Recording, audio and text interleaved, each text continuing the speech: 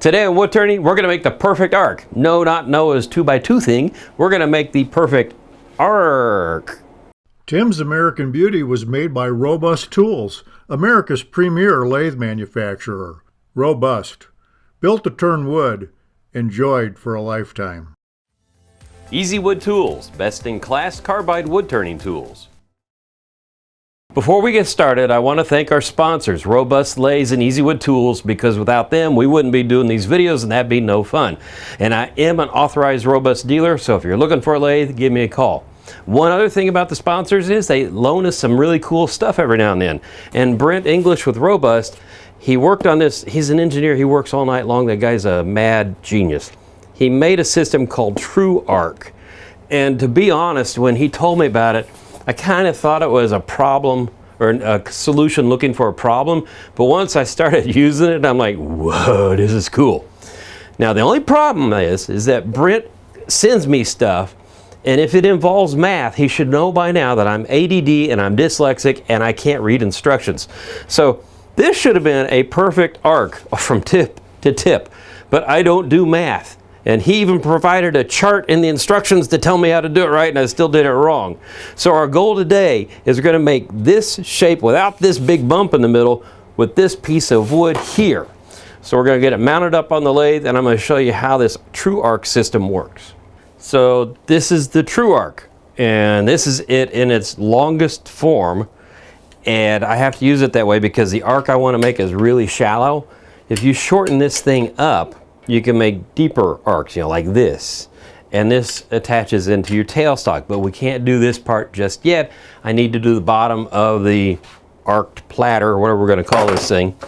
And this is where the math got me in trouble. The arc I made on that other piece, my lathe needed to be about a foot longer, and then I could have achieved it. It didn't work.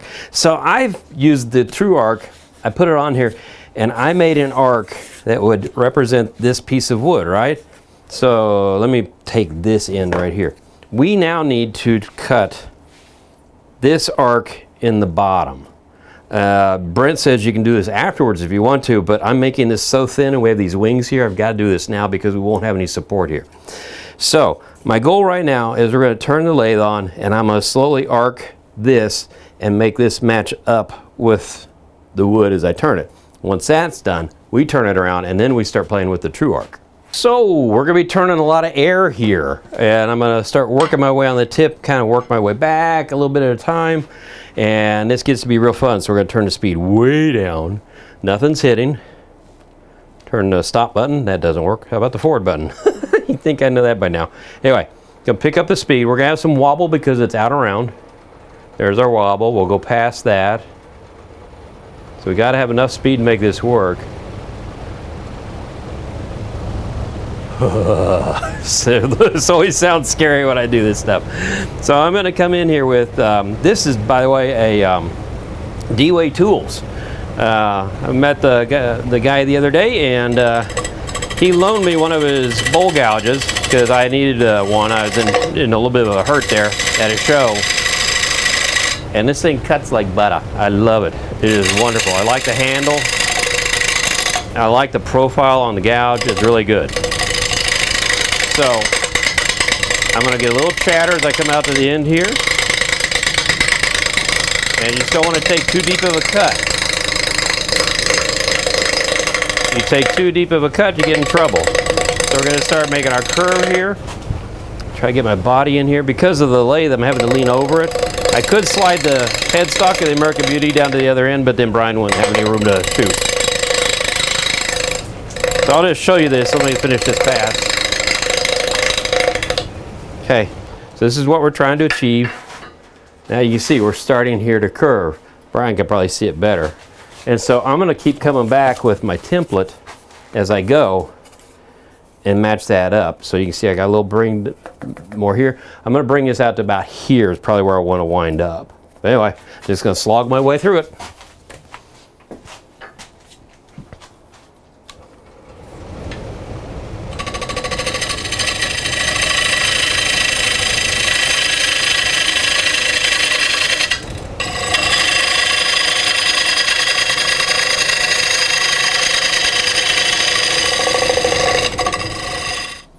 Okay, you can see I got pretty close here now, so I'm happy with that.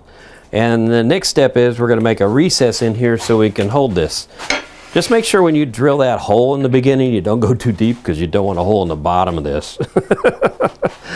Okay, get this knocked out. And we're going to turn it around. Well, I'll sand a little bit, then we'll turn it around.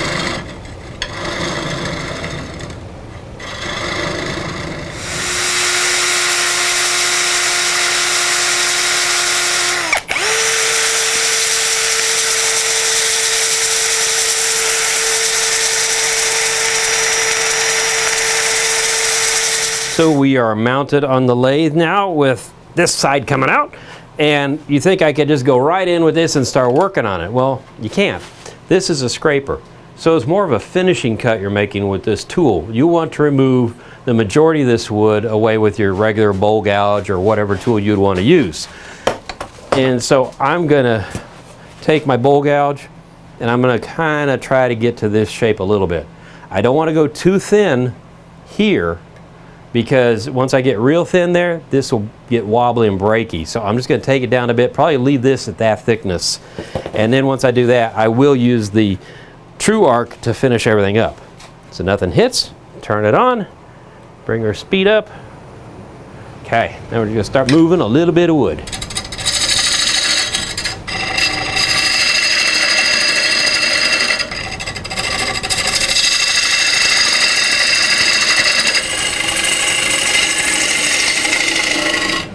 So I'm working things down a bit, and I changed my mind about leaving it thick because I think I'm going to get the name wrong. This is called cedar elm. Whatever it is, it is very hard. So I'm going to go ahead and try to get down to my profile. You can see I got a little bit more room to go here in the middle to get that out, because when we use the arc, like I said, it doesn't move a lot of wood. We just want to be able to make it clean up what we've done. And why, and it's a good question, why do we want to have an arc, you know, a perfect arc? Because I can't make a perfect arc. I'm not good at it. And it's just a nice way of taking that stress out of you on trying to achieve something like that. So I like the idea of anytime a new tool or something will help me out, I love it. So this is what was in Brent's brain for I don't know how long. And if you look at this, you can see from the GoPro probably, this thing swings and makes an arc, right? Well, you can see I've got some distance here, a different distance here, different distance here, da-da-da-da-da. If I was trying to make an arc myself, I can tell you how many times I don't think I've ever made a perfect arc. And it's stunning when you see one after it's done. Brent actually has a beautiful video on his website where he does a round platter, and it's really cool. And he's told me, he said, if you could do this on something with a square edge, that'd look really neat. Well, I'd never listened to anybody, so I did this diamond shape just to make my life more difficult. But anyway, the way this thing works is it mounts into your tailstock. And so you lock in on that quill. And then this has a little bit of movement. So you just make sure that you have the scraper on the other end flat on your tool rest in one of these positions. And these rods are removable. They come out. They also slide. So you literally could have your tailstock right here and be doing an arc like this, which would be deeper. And it's really cool because Brent, like I said, is an engineer, and he provides you this wonderful diagram, sheets, whatever, but he's got charts talking about depth and width and all this stuff, because there's like this width, there's this swing, there's that depth, and all that is great stuff. And like I said, I'm dyslexic, so, and I'm ADD, I didn't go that far. That's why I had to kind of resort to this. I simply put the piece of cardboard up here like so, and I did my arc on it, and that's how I drew this out to figure out what my shape would be. So it's kind of cheating, but any way you want to use it, this thing is cool because making a perfect arc is dadgum near impossible. So we're going to turn this on. It's not touching right now. You can see that the tip is really close and a little bit further away there. So I'm going to turn it on. I'm going to bring my speed up a bit. And I'm going to rotate my tailstock in just a little bit, lock it in, and now swing. And you just take your time and you make a nice clean cut.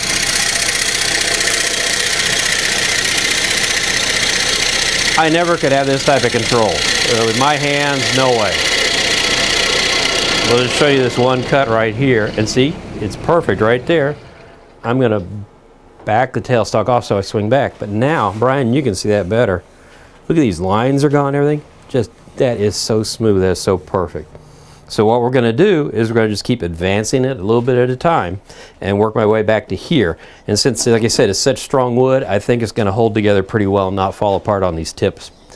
Okay, let's see, touching there.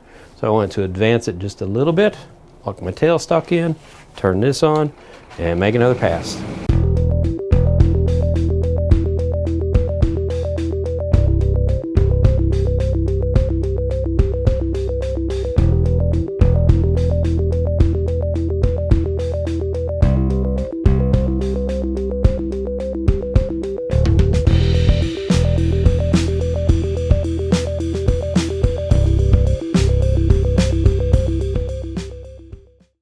Okay, I wanted to stop this for a second because I'm working my way out to the lip here and I've got a little flat spot, so I still have to go in deeper. Well, if I kept sweeping this all the way across, I'm making this just as thin all the way through, and at that point I start to lose some strength and this wants to flex. Right now, this is not supposed to be touching. When it's spinning, it's not, because it's pulling out.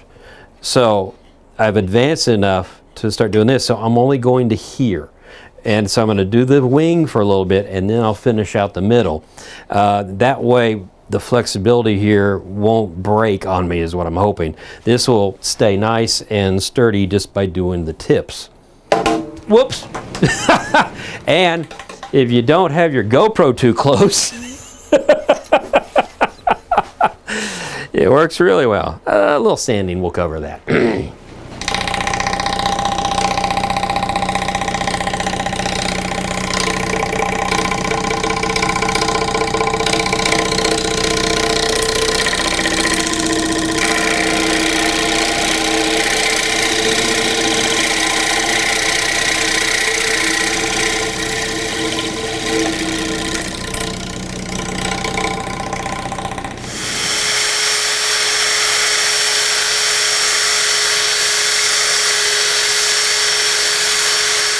This was a lot of fun. It's turned out beautifully. I really am impressed with it. That just surprises me how well that worked. The Tru-Arc really is pretty cool. Now, normally I'd put this on the table to put the finish on, but I want you to get an idea of what this arc looks like. Isn't that incredible? And even over here where we had the natural bark still on there, I glued the piece back on and broke off. We still have the arc there too. So going at this really weird shape, this came out pretty good.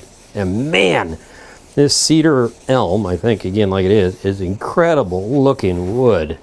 Well, that, I gotta tell you, the robust Tru-Arc helped us make a perfect arc. I hope that gives you some ideas, and I hope you continue turning. So until next time on Wood Turning, keep turning. Robust. Built to turn wood. Enjoyed for a lifetime. Easy Wood Tools, best in class carbide wood turning tools.